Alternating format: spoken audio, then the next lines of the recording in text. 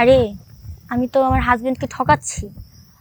ছেলেটা তো আমাকে অনেক ভরসা করে, অনেক ভালোবাসে, অনেক বিশ্বাস করে, তাই আমাকে রেখে আজকে দূরপ্রবাসে। আর উপবাসে যে অনেক কষ্ট করতেছে, তো আমি কেন আমার হাজবেন্ডের ঠকাচ্ছি? মানে আমি লোভে পড়ে আমার হাজবেন্ডকে ঠকাচ্ছি। আমি এটা কখনো ভাবতে পারি নাই যে আমি আমার হাজবেন্ডকে ঠকাবো। তো আমি চাই এই কাজটা যাতে আর কখনো না হোক। তো আমি একদিন হঠাৎ করে কয়েকদিন পর, কয়েক মাস পর মাতবরের বাসায় গেলাম। বাসায় বলতে উনি হচ্ছে যেখানে আর কি থাকে, যেখানে অফিসে বসে বিচার করে আর কি, ওইখানে গেলাম। যাওয়ার পর আমি বললাম যে আপনার সাথে আমার একটু কথা আছে পার্সোনাল। তো উনি বলতেছে বলো। আমি বলতেছি না, জরুরি কথা আছে। তো ওনার অফিসে যেই লোকগুলো ছিল ওগুলার মাতবর সাহেব বলতেছে আচ্ছা তোরা যা, এখন পরে কথা বলবো তোদের সাথে। তো আমি গেলে উনি হচ্ছে যত ব্যস্ত থাকুক আমার সাথে কথা বলে। তো ওই লোকগুলো চলে গেল। চলে যাওয়ার পর আমি ওনাকে বললাম দেখেন মাতবর সাহেব, আপনার সাথে তো আমি অনেক দিন ধরে সম্পর্ক করতেছি, আর আমাদের অনেক শারীরিক সম্পর্ক হয়েছে। তো আমি চাই না আপনার সাথে আর শারীরিক সম্পর্ক করতে। আজকে আমি আপনাদের কাছে এমন একটা কথা শেয়ার করব। আমি গ্রামের একটা অবলা অসহায় একটা মেয়ে। তো আমি খুব গরিব, আর আমি হাউস ওয়াইফ। আমার হাজব্যান্ড বাইরে থাকে। তো আমার বাবা মা খুব গরিব। তো আমার হাজব্যান্ড আমাকে মানে আমি চলার জন্য যতটুকু টাকা লাগে অতটুকু পর্যন্ত টাকা দেয়, কিন্তু আমার বাবা মা তো খুব গরিব। এখন তারা কিভাবে চলবে? তাই আমি আমাদের এলাকায় একটা মাতবর আছে, কবির কবির মাতবর, ওনাকে সবাই চিনে। মাতবর তো তো আমি ওনার কাছে টাকা হাওলাচ্ছি, মানে আমার বলতে দেরি হয়, ওনার আমাকে টাকা দিতে দেরি হয় না। আমি চাইলেও উনি আমাকে টাকা দেয়, না চাইলেও টাকা দেয়। এখন ওনার মনে কী উদ্দেশ্য সেটা আমি জানি না। আমি যখনই ওনাকে যে বলি যে মাতবর স্যার, মাতবর আমার টাকা লাগবে, বা কবির স্যার আমার টাকা লাগবে, তখনই উনি আমাকে টাকা দেয়। এখন মানে কি দেখে উনি আমাকে টাকা দেয় আমি জানি না, এটা কি কারণে উনি আমাকে টাকাটা দেয়। আর টাকাটা দিলে উনি আমার থেকে চায়ও না যে কবে দিবা টাকাটা, বা কিসের জন্য, কি করবা, কিসের জন্য লাগবে, আমাকে বলে না। তো একদিন হঠাৎ করে দুইটা লোক নিয়ে আমার বাড়িতে আসছে।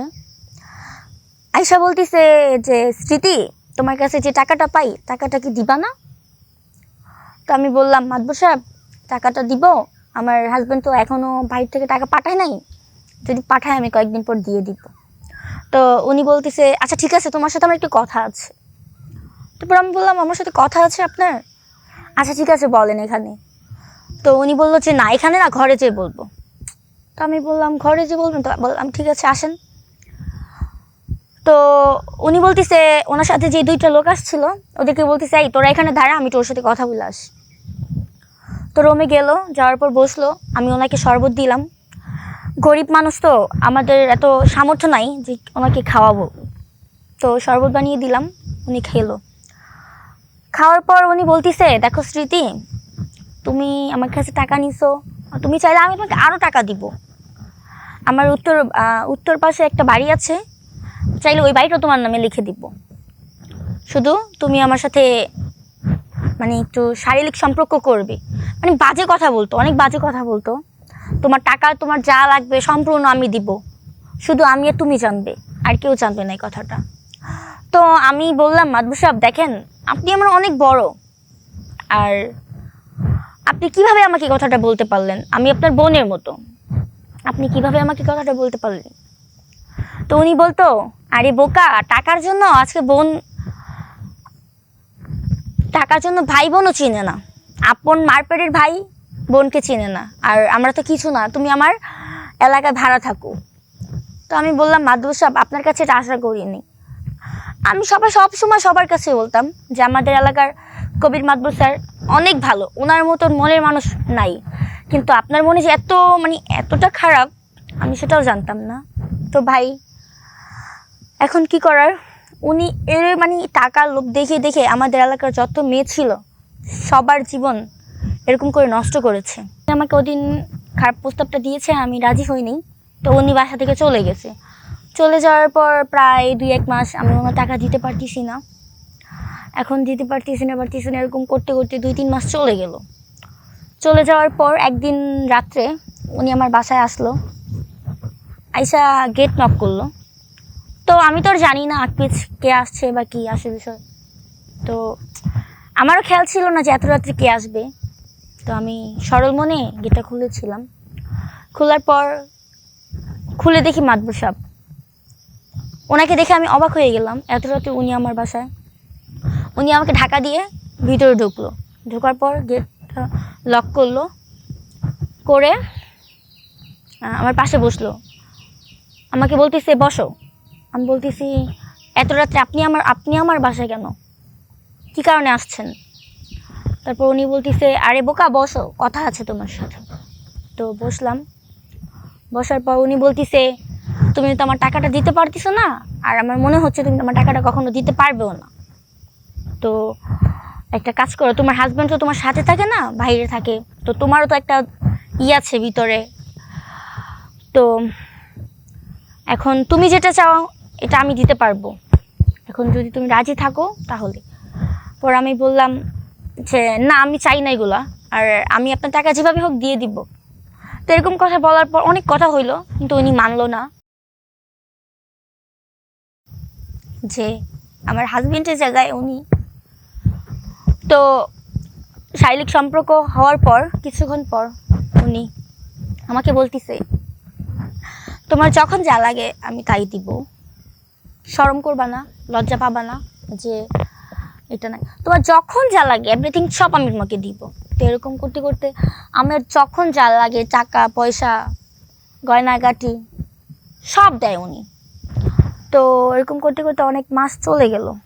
চলে যাওয়ার পর একদিন হঠাৎ করে আমি ভাবলাম আরে আমি তো আমার হাজবেন্ডকে ঠকাচ্ছি, ছেলেটা তো আমাকে অনেক ভরসা করে, অনেক ভালোবাসে, অনেক বিশ্বাস করে, তাই আমাকে রেখে আজকে দূরপ্রবাসে, আর উপবাসে যে অনেক কষ্ট করতেছে।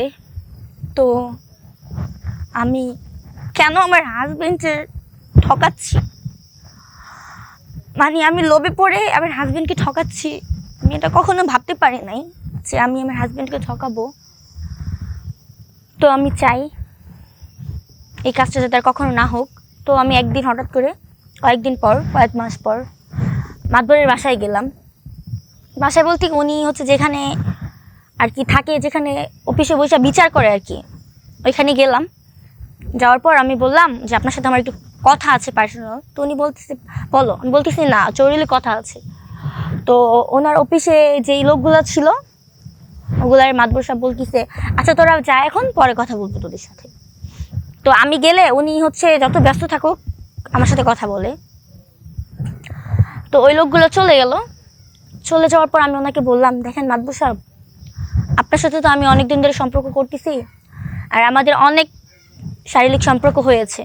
তো আমি চাই না আপনার সাথে আর শারীরিক সম্পর্ক করতে, আমি চাই না আমার হাজবেন্ডকে আমি আর ঠকাতে। আমি আমার হাজবেন্ডকে অনেক ঠকাইছি, আর আপনার টাকা পয়সা সোনা দেন আমার কিছু লাগবে না। আমার হাজবেন্ড আমাকে অনেক বিশ্বাস করে, আর আমি চাই না ওর বিশ্বাসটা আমার প্রতি ভাঙুক, কারণ আমি ওকে ভালোবাসি অনেক, আর ও আমাকে খুব ভালোবাসে। তো দেখেন মাতবর সাহেব, আপনি আমাকে কখনো ডিস্টার্ব করেন না, আমিও কখন আপনার কাছে যাব না, কারণ আমি চাই না আমার হাজবেন্ডকে ঠকাতে। তো এগুলা বলে আমি ওইখান থেকে চলে গেলাম। চলে যাওয়ার পর আমি কান্না করলাম, কান্না করতে করতে রাস্তা দিয়ে হাঁটলাম। তো সবাই আমার মুখের দিকে তাকিয়েছিল যে মেয়েটা কেন কান্না করতেছে, কি হয়েছে। তারপর আমি বাসায় গেলাম, যাওয়ার পর সব কিছু বাদ দিলাম। যাই হোক, এত কথা আর বলবো না। আমি চাই যে সব মেয়েরা, প্রবাসীর বউরা যারা আছেন, কখনো নিজের হাজবেন্ডকে ঠকাবেন না, আর কখনো টাকার লোভে পড়বেন না। আমার মতো কখনো টাকার লোভে পড়ে নিজের হাজবেন্ডকে ঠকাবেন না। ও আপনাকে অনেক বিশ্বাস করে দূরপ্রবাসে যায়, অনেক কষ্ট করে। তো প্রবাসী আপুদেরকে বলতেছি, আপনাদের রিকোয়েস্ট করে কখন আপনাদের হাজবেন্ডকে ঠকাবেন না, ও অনেক বিশ্বাস করে আপনাদেরকে। তো যাই হোক, আমার লাইফে যা হলো আমি আপনাদের কাছে শেয়ার করলাম। তো কখনো কেউ লোভে পড়বেন না। তো ভালো থাকবেন সবাই।